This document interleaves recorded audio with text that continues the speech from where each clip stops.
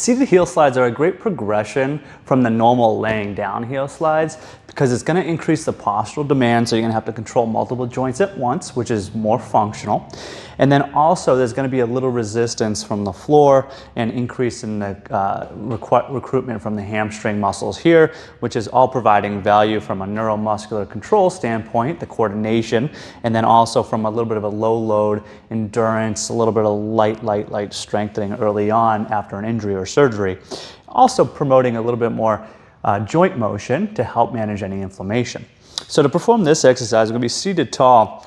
And because it's a little bit more complex, we want to make sure we're not compensating from anything else. So the only thing really moving is the knee itself. So upright posture, monitor for compensation. I'm going to be driving this heel back as far as I comfortably can.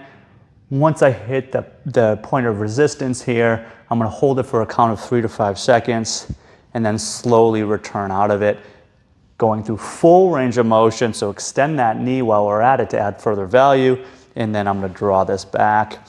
And again, one of the main compensations people do is hike this hip when they hit their limit.